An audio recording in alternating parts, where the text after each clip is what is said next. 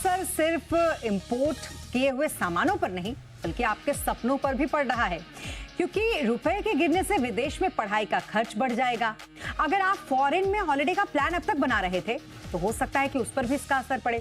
ऐसे में गिरते हुए रुपए में कैसे करेंगे स्मार्ट फाइनेंशियल प्लानिंग, और विदेश में पढ़ाई को कैसे बनाएंगे और आसान, इसके लिए क्या बनाएंगे प्लान, और कैसे ना बिगड़ने दे अपने विदेश घूमने जाने का प्लान, इसी पर आज हम करेंगे चर्चा हमारे शो में हमारे साथ है वाइज इन्वेस्ट के सीईओ हेमंत रुस्तगी और साथ ही mutual fund expert Vishwajeet Parashar भी इस वक्त हमारे साथ है। आप दोनों का बहुत स्वागत है हमारे साथ इस शो पर जुड़ने के लिए।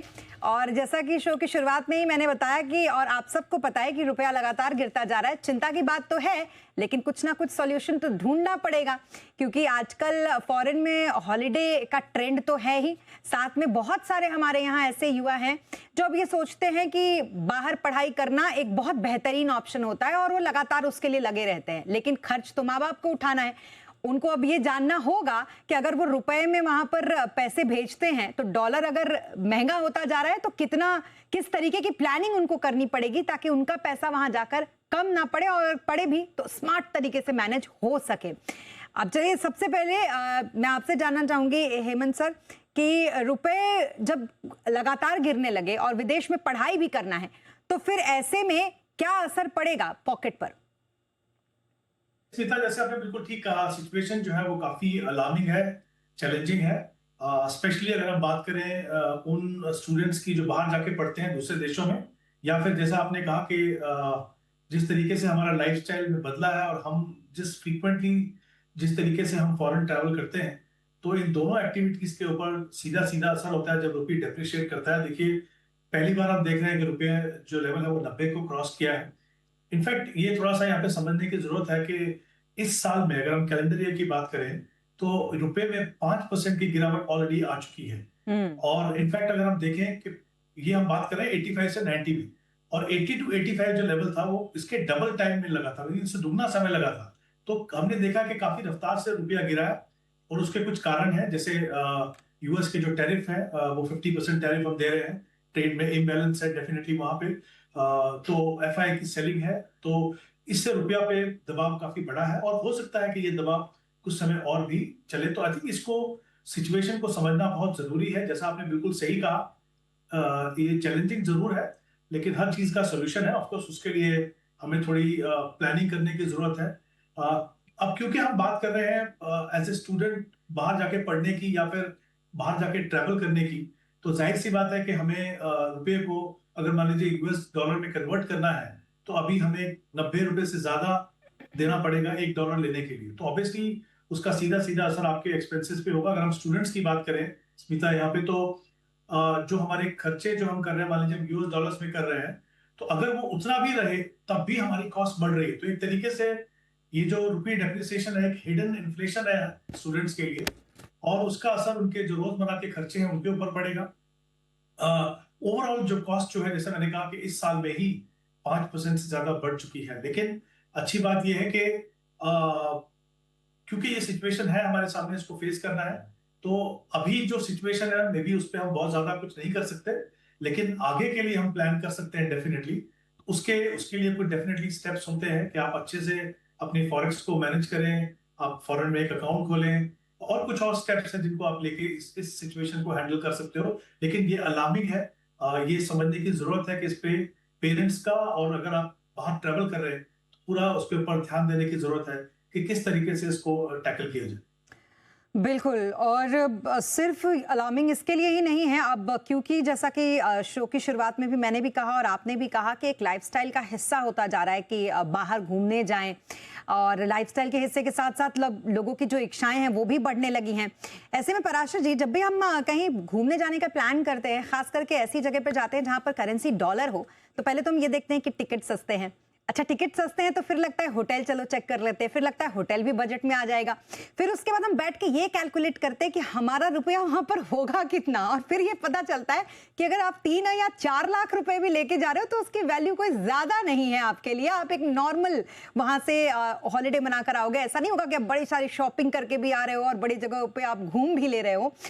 ऐसे में अब कितना फर्क पड़ेगा जब आप 90 रुपए हो चुका है डॉलर, और अब हो सकता है आगे और गिरावट जो है वो रुपए में जारी रहे, तो अब कितना फर्क पड़ेगा हॉलिडे की इस प्लानिंग पर? देखिए स्मिता जी, जैसे अगर पढ़ाई के लिए जा रहे हैं या घूमने के लिए जा रहे हैं, तो अगर हम थोड़ा सा एडवांस प्लानिंग करके चलते हैं, देखिए अगर आप घूमने का प्लान कर रहे हैं, फॉरेन ट्रिप प्लान कर रहे हैं, तो यकीनन आप 5-6 महीने पहले प्लानिंग कर सकते हैं, अपने होटल्स की बुकिंग हो या फ्लाइट की टिकट्स हो। तो ऑब्वियसली उससे आपको एक एडवांटेज मिलता है कि अगले 6 महीने में अगर रुपए में गिरावट आती है, तो आपको उसका बेनिफिट मिलता है। दूसरा मेरे हिसाब से, अगर जैसे कि हेमंत जी भी कह रहे थे कि फॉरेक्स में कैसे स्पेंड कर रहे हैं, उसकी प्लानिंग की जा सकती है। तो अगर आप फॉरेक्स कार्ड लेके जाते हैं, बजाय इसके कि आप इंडिया का डेबिट कार्ड लेके जाएँ या क्रेडिट कार्ड लेके जाएँ, फॉरेक्स कार्ड लेके जाते हैं, क्योंकि यहाँ पे आपने आज ही खरीद लिया अगर, और चाहे आप 6 महीने बाद जा रहे हैं, तो आपने वो पैसा लॉक कर दिया कि आज के रेट पे डॉलर को लॉक कर दिया। तो जब आप 6 महीने बाद जाएँगे, तो आपका खर्च कंट्रोल में रहेगा, क्योंकि आपको पता है कि आपने इतना पैसा दिया हुआ है और इतना आपको खर्च करना है। दूसरा मेरे हिसाब से जो प्लानिंग है, वो इस तरीके से की जा सकती है कि जब भी आप खर्च करने जा रहे हैं कहीं, डॉलर को खर्च कर रहे हैं, तो आपको ये प्लान करके चलना पड़ेगा कि मुझे एडवांस में प्लानिंग करनी है, ना कि लास्ट मिनट करनी है, क्योंकि लास्ट मिनट पे आपको सरप्राइज मिल सकता है। और जो जो स्टूडेंट्स हैं, अगर वो पढ़ने जा रहे हैं, तो वहाँ पे वो उस लोकल कंट्री में अपना बैंक अकाउंट खोल सकते हैं, क्योंकि ज़्यादातर यूनिवर्सिटीज़ आजकल हेल्प करती हैं उनको लोकल बैंक अकाउंट खोलने में, तो वो पैसा पहले से ही रख सकते हैं।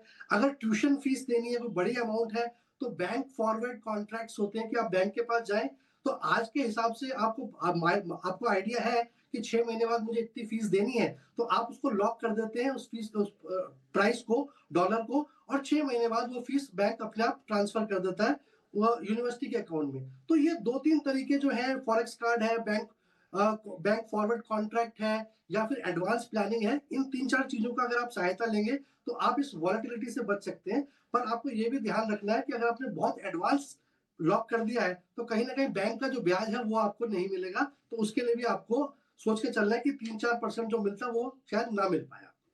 ये आपने अंत में बहुत ही वैलिड पॉइंट बोला कि इतनी जल्दी भी तैयारी नहीं कर लेना है कि इधर भी नुकसान हो और फिर उधर भी नुकसान हो, और ज़रूरी है कि प्लानिंग तो करनी पड़ेगी। अब इस प्लानिंग के तहत विदेश में अगर पढ़ाई कर रहे हैं, कोई करना चाह रहा है और वहाँ पर जाना चाह रहा है, ऐसे में फॉरेक्स कार्ड कितना मददगार होता है Hemant sir? I think Forrest card, चाहे आप एज ए स्टूडेंट हो या आप ट्रैवल कर रहे हो, हमेशा मुझे लगता है काफी मददगार होता है। एक तो उसके जो जो लो कॉस्ट ऑप्शन है, स्पेशली अगर उसको हम डेबिट कार्ड या क्रेडिट कार्ड से कंपेयर करें, ट्रांजैक्शन कॉस्ट नहीं होती है वहाँ पे। जो डायनेमिक करेंसी जो जो कन्वर्जन होती है उसके चार्जेस नहीं होते हैं। ऑफ कोर्स अगर आप एटीएम से अगर वहाँ पे कैश ड्रॉ करते हैं, तब वहाँ पे आपको कुछ चार्जेस देने पड़ेंगे। But otherwise I think compare to debit card और क्रेडिट कार्ड, ये काफी अच्छी ऑप्शन है। और दूसरी बात क्या है कि आप जब क्योंकि प्रीपेड कार्ड्स हैं, तो जैसे हम बात कर रहे थे कि आप एक पर्टिकुलर रेट पे उस यूएस डॉलर करेंसी को आप लॉक कर लेते हैं, तो जो उसका इम्पैक्ट जो इमीडिएट फ्यूचर में मिलता है आपको, उसका असर आपके इन्वेस्टमेंट पे नहीं आता। बट आई थिंक उसके साथ साथ मुझे लगता है दो चीजें बहुत ही इंपॉर्टेंट है स्मिता, यहाँ पे स्पेशली अगर हम एजुकेशन की बात करें, क्योंकि वो एक ओवर ए पीरियड होता है खर्चा। मान लीजिए अगर अंडर की बात करें तो 4 साल है, ग्रेजुएशन की बात करें तो 2 साल है, तो एक लंबा समय है। तो आई थिंक दो चीजें करने की जरूरत है। एक तो हमेशा, ये हमने देखा है ट्रेंड अभी का नहीं है, हमेशा चला रहा है कि रुपी डिप्रिशिएट करता है यूएस डॉलर के अगेंस्ट। तो कहीं ना कहीं जब आप अपनी प्लानिंग करते हो, आप प्रोवाइड करने के लिए, उसमें हमेशा क्वेश्चन रखिए आप कि इतनी डिप्रिसिएशन 3 या 4% एक साल में एक्सपेक्ट कर सकते हैं। तो अगर आप थोड़ा क्वेश्चन कर लेंगे, तो आपको जो इमीडिएट सडन जो एक एक टेंशन हो सकती है कि इस पैसे को हम कहाँ से लेके आए, वो आपको नहीं होगी। तो आई थिंक मुझे लगता है वो बहुत इंपॉर्टेंट है। दूसरा, अगर आप बाहर इन्वेस्ट करें, मान लीजिए यूएस में इन्वेस्ट करते हैं, तो ऑब्वियसली जब रुपी डेप्रिशिएट होता था वो आपके लिए फायदा है, क्योंकि जब आप इंडिया में पैसा लेते हैं तो आपको वो ज्यादा फायदामंद होता है। तो कहीं ना कहीं जो इम्पैक्ट आपको, नेगेटिव इम्पैक्ट जब फॉरेन एक्सचेंज खरीदने से होता है, वो कहीं ना कहीं ये जो एप्रिसिएशन है वो उसको कॉम्पनसेट करता है। तो जैसा मैंने कहा कि फॉरेक्स कार्ड एक अच्छी ऑप्शन है। वो तो ऑब्वियसली जब आप जो एक्सपेंसेस के लिए है, फीस में क्या होता है, बड़ा अमाउंट होता है, तो ऑब्वियसली आपको क्वेश्चन की जरूरत है, आपको जैसे मैंने कहा प्लान करने की जरूरत है, ताकि ये जो है, क्योंकि ये हो रहा है ट्रेंड, ये ऐसा नहीं कि अभी हो रहा है, ये हमेशा से काफी समय से हमने देखा कि रुपये डेप्रिशिएट करता है। इस साल थोड़ा ज्यादा हुआ। तो आई थिंक ये कुछ स्टेप्स हैं जो अगर आप ले एज ए पेरेंट जब आप प्लान कर रहे हो, तो डेफिनेटली इंश्योर कर सकते हो कि जो सडन इम्पैक्ट है आपके जो जरूरत है उसके ऊपर थोड़ा सा कम है।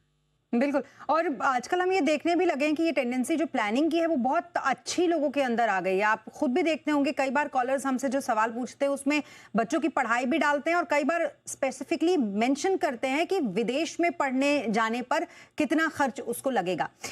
ऐसे में इस प्लानिंग के तहत क्या पराशर जी ये भी हम कह सकते हैं अपने दर्शकों को कि फॉरेन में अकाउंट भी खोलना जरूरी होता है अगर आप वहां पर अपने बच्चों को भेजने का सोच रहे हैं तो? जी, बिल्कुल, जैसा स्मिता जी मैंने बोला कि यूनिवर्सिटीज़ खुद मदद करती हैं कि छात्र का लोकल बैंक अकाउंट खुल जाए वहाँ पे, जिससे वो अपने रोज़मर्रा के खर्चे मेंटेन कर सकता है और उसको रुपए का अगर डेप्रिसिएशन हो रहा है तो उससे ज़्यादा असर नहीं पड़ता है। तो ये प्लानिंग बिल्कुल की जा सकती है और अकाउंट खोलना चाहिए, आवश्यक है मेरे हिसाब से। दूसरा ये भी देखना चाहिए कि जब हम बच्चे को पढ़ाने भेज रहे हैं, तो कहीं न कहीं 5-6% का आपको डेप्रिसिएशन लेके ही चलना है और अगर 4-5 साल के लिए पढ़ने जा रहा है, तो उस पैसे को हम निवेश भी कर सकते हैं क्योंकि उस कंट्री में भी मान लीजिए यूएस में कर रहे हैं तो यूएस ईटीएफ्स में इन्वेस्ट कर सकते हैं या गोल्ड जो है एक अच्छा खासा हेज है। जब भी डॉलर गिरता है, जब भी रुपये गिरता है तो गोल्ड के प्राइसेस बढ़ते हैं करीब-करीब। तो अगर आप गोल्ड ईटीएफ्स में निवेश करके रखते हैं, 4-5 साल की प्लानिंग है, 2 साल की प्लानिंग है, तो आप कहीं न कहीं इसको हेज कर सकते हैं। जो रुपये में जो गिरावट आ रही है उससे आप बच सकते हैं और कहीं न कहीं थोड़ा-सा आप निवेश करने से उसमें अपने रेवेन्यू भी या आरओआई भी अच्छा जनरेट कर सकते हैं। तो कहीं न कहीं आप उसको गिरावट को बचा सकते हैं, अगर आप अच्छी जगह, सही जगह निवेश करते हैं। और जैसे हेमंत जी कह रहे थे, इससे कुछ लाभ भी होते हैं, क्योंकि जो हमारे जो कुछ सेक्टर्स हैं, जैसे एक्सपोर्ट सेक्टर्स हैं, या आईटी है, आईटी सर्विसेज़ है या फार्मास्यूटिकल है, ये सेक्टर को एडवांटेज भी हो रहा है और फ़ायदा भी होगा क्योंकि इनके रेवेन्यूज़ बढ़ेंगे। तो आप ऐसे फंड्स में भी निवेश कर सकते हैं, जहाँ पे एक्सपोर्टर्स का ज़्यादा एक्सपोज़र है, तो वो भी आप प्लान कर सकते हैं अगले 2-3 साल के लिए कि आपको जो गिरावट से ज़्यादा नुकसान ना हो। बिल्कुल। और आपने तो बहुत अच्छी तरीके से इसको बताया पराशर जी, लेकिन हेमंत सर मैं आपसे भी जानना चाहूंगी कि रुपया गिर ही रहा है और हो सकता है आगे भी गिरे, तो ऐसे में किस तरीके का प्लान हमें पहले से ही बनाकर रखना चाहिए और कैसे समझना चाहिए इस पूरे के पूरे प्रोसेस को, इस पूरे प्लान को? स्मिता, जैसे मैंने पहले कहा कि इस साल रुपया थोड़ा ज्यादा गिरा है, शायद हमें दिख रहा है और सडन जो फॉल दिख रहा है हमको। बट ये एक ट्रेंड है, काफी समय से देखा है हमने कि रुपये डिप्रिशिएट होता है। तो जैसे मैंने पहले भी कहा कि कुशन लेना बहुत ही जरूरी है। देखिए क्या होता है जब आप एजुकेशन की प्लान करते हो, जैसा आपने बिल्कुल सही कहा कि काफी सारी क्वेरीज हमारे पास आती है कि बच्चों को बाहर भेजना है। और जब हम बात करते हैं एजुकेशन इन्फ्लेशन की, इसलिए हम कहते हैं कि भाई वो एजुकेशन इन्फ्लेशन जो है वो नॉर्मल इन्फ्लेशन से कहीं ज्यादा होता है, हमारे देश में भी ज्यादा होता है। और बाहर जाने पे तो ऑब्वियसली क्योंकि इम्पैक्ट जो रुपी डेप्रिसिएशन का है वो भी, जैसे मैंने पहले शुरुआत में भी कहा कि एक तरीके से एक हिडन, एक छुपा हुआ इन्फ्लेशन है। तो आपकी कॉस्ट बढ़नी है। तो जब आप अपनी प्लानिंग करते हो एजुकेशन बच्चों के लिए, तो अगर आप उतना कुशन लेके चलते हो तो आपको पता है कि आप उतने पैसे के लिए प्रोवाइड कर रहे हो। देखिए जैसे मैंने पहले भी कहा कि ये हमारे कंट्रोल में नहीं है। हमारे कंट्रोल में सिर्फ ये है कि हम इसको प्लान कैसे करें, और प्लान करने के लिए इंपॉर्टेंट है कि हम इसको कंसिडर करके चलें, ताकि एक जो ट्रेंड चलता आ रहा है अगर ये कंटिन्यू करे, और वो कंटिन्यू करेगा भी आगे, तो हमें उसका इम्पैक्ट इमीडिएटली हमें फेस ना करना पड़े। हमें इधर उधर ना देखना पड़े कि ये जो एडिशनल कॉस्ट हमारी है उसको हम कैसे पूरा करें। तो अगर आप वो क्वेश्चन लेके चलते हैं, आप उसको प्लान कर लेके चलते हैं, जैसे हमने बात देखी, तरीका भी बताया कि भाई उसको एक उसके नेगेट करने का, उसको उसकी उसके इम्पैक्ट को कम करने का तरीका ये है कि आप यूएस में अगर आप मान लीजिए इन्वेस्ट करते हो वहां पे, और तब आपको फायदा होता है जब रुपी डेप्रिशिएट होता है, तो कहीं ना कहीं जो नेगेटिव इम्पैक्ट है उसको आप कहीं ऑफसेट करते हो। तो जैसा मैंने पहले भी कहा कि ये इक्वेशन हमारे कंट्रोल में नहीं है। हमारे कंट्रोल में ये है कि हम उसको कैसे अच्छे से प्लान करें। और अमूमन आप जानते हैं कि ये जो एजुकेशन वाला जो गोल है, एक लॉन्ग टर्म का गोल होता है। आपको बहुत पहले से ही बच्चों की एजुकेशन के लिए आपको प्लान करना पड़ता है, तो आपके पास काफी समय रहता है कि आप हिडन इन्फ्लेशन जो है, जो रुपी डिप्रिसिएशन के पॉइंट ऑफ व्यू से आता है, उसके लिए आप अच्छे से प्रोवाइड कर सकते।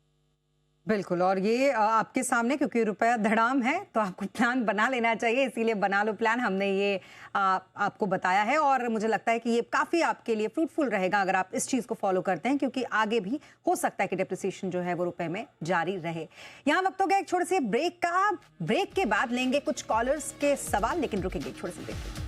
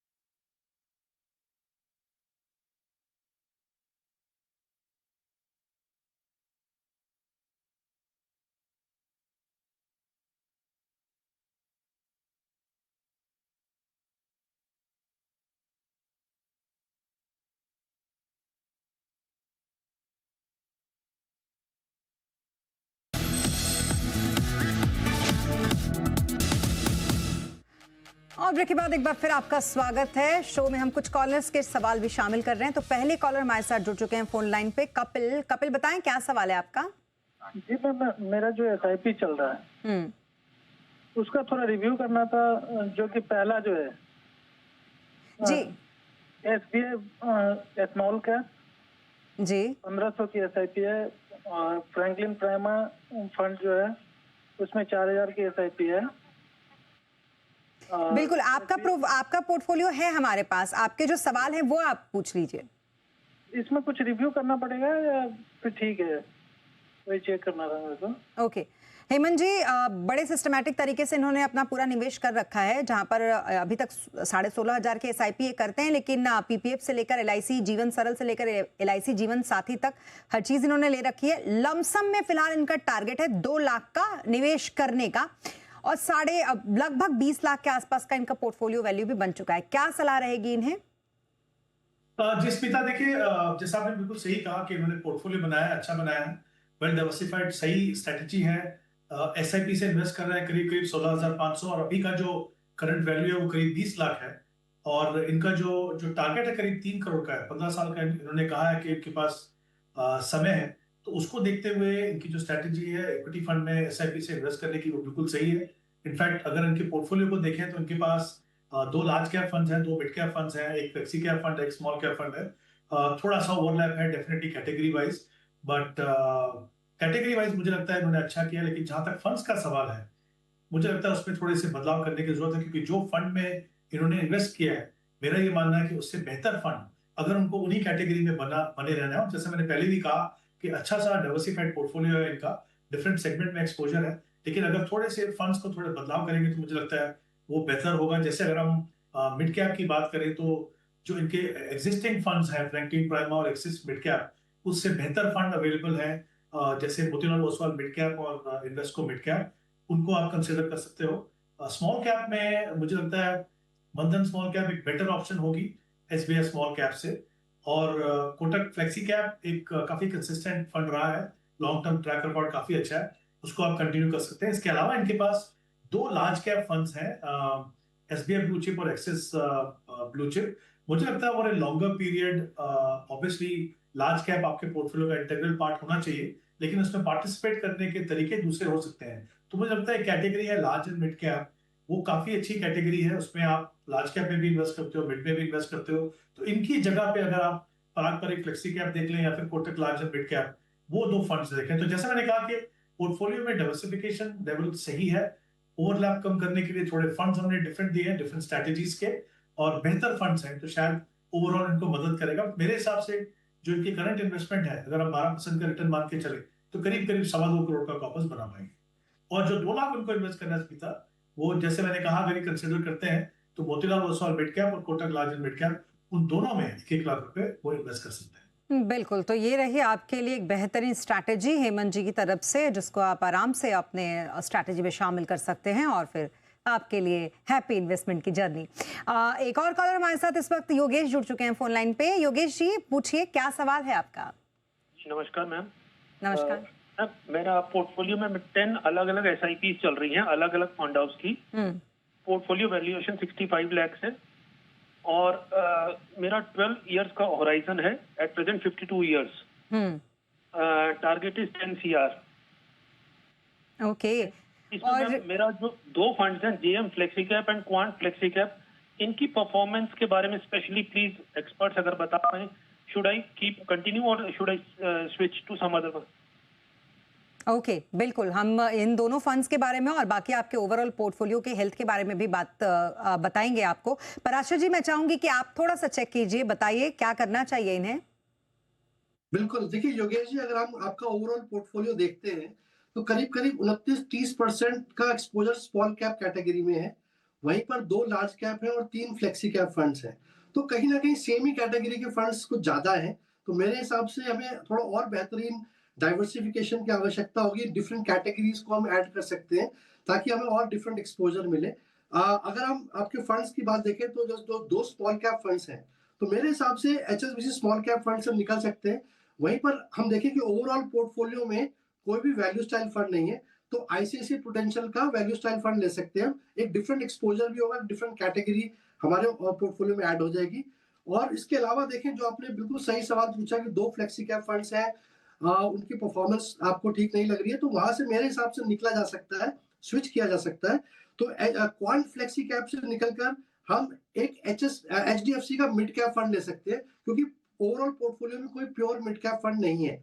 वहीं पर जेएम फ्लेक्सी कैप से निकलकर हम एग्जिस्टिंग एसबीआई के फोकस्ड फंड में ऐड ऑन कर सकते हैं एसआईपी को, क्योंकि काफी अच्छी परफॉर्मेंस रही है एसबीआई फोकस्ड फंड की।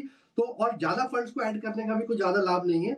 और इसके अलावा जो 2 लार्ज कैप फंड है, निपॉन लार्ज कैप फंड भी है आपके पास, तो मेरे हिसाब से जो रिलायंस आप बोल रहे हैं वो निपॉन लार्ज कैप फंड है, उसमें काफी 10-1 हजार की एसआईपी आप ऑलरेडी कर रहे हैं, तो इसी फंड को आप कंटिन्यू करें, दूसरे लार्ज कैप फंड को भी इसमें मर्ज कर दें। तो होगा क्या कि ओवरऑल पोर्टफोलियो में एक कंसोलिडेशन हो जाएगा, डिफरेंट कैटेगरी के फंड्स होंगे, लेकिन फंड के नंबर ज्यादा नहीं होंगे, तो आप आराम से ट्रैक और मैनेज भी कर पाएंगे। जहां तक गोल का सवाल है, आपने एक अच्छा खासा एम्बिशियस गोल रखा हुआ है। हालांकि आप एक अच्छी खासी एसआईपी कर रहे हैं, 78,000 की एसआईपी कर रहे हैं हर महीने, और 12 वर्ष का टाइम होराइजन है, 10 करोड़ का लक्ष्य है, तो थोड़ा सा मेरे हिसाब से एम्बिशियस है। क्योंकि अगर मैं 65 लाख को देखूं जो आपका एग्जिस्टिंग कॉर्पस है, अगर वो 12% के हिसाब से भी सीएजीआर देखें, तो मेरे ख्याल से 12 वर्ष में 2.5 करोड़ के करीब बन जाता है यहाँ पे। और वही 78,000 रुपए जो एसआईपी चल रही है, उसका भी अगर अमाउंट देखें तो करीब 2 करोड़ 40 लाख बनता है। तो ये 5 करोड़ तक तो हम आराम से पहुंच जाते हैं। वही 5 करोड़ का गैप नजर आ रहा है, तो एक अच्छा खासा गैप है और टाइम होराइजन बहुत ज्यादा नहीं है। तो आपको 2 चीजें करनी है सैनी साहब, या तो अपनी एसआईपी को काफी बढ़ाना पड़ेगा, आपको करीब 2-2.5 लाख की एसआईपी करनी पड़ेगी, तब जाके आप इस 10 करोड़ के लक्ष्य तक पहुंच पाएंगे। या फिर आपको कोशिश करनी होगी जहां से भी जो लमसम पैसा मिलता है तभी आप उसको निवेश करते रहे, क्योंकि अभी एग्जिस्टिंग इन्वेस्टमेंट से तो आपका गोल काफी दूर नजर आ रहा है। और गोल्स में भी आपने जो 12 साल का होराइजन रखा है, उसमें भी एक गोल 7 साल के बाद है, 10 साल के बाद है। तो कोशिश करें तीनों गोल्स को अलग रखें, तीनों की एसआईपी भी सेपरेट रखें, ताकि आप गोल को ट्रैक कर सकें। और कोशिश करें जितना स्टेप अप कर सकते हैं अपनी एसआईपी में, उतना स्टेप अप करें। करीब 20-22% का स्टेप अप आपको करना पड़ेगा, तब जाके आप अपने गोल के नजदीक पहुंचेंगे। बहुत बहुत शुभकामनाएं। बिल्कुल, तो एक बहुत अच्छी स्ट्रैटेजी, बेहतरीन डाइवर्सिफिकेशन और के साथ एसेट एलोकेशन की पूरी स्ट्रैटेजी बताई पराशर जी ने योगेश जी को, मुझे लगता है उनके लिए बहुत हेल्पफुल भी रहेगी। इसी के साथ आप दोनों का बहुत शुक्रिया आज के हमारे शो पर जुड़ने के लिए और हमारे सभी सवालों का और दर्शकों के सभी सवालों का जवाब देने के लिए। Thank you so much Hemant sir, thank you so much Parashar ji. Manipur के आज के सेगमेंट में आज के लिए बस इतना ही। आप बने रहें जी बिजनेस के साथ। नमस्कार।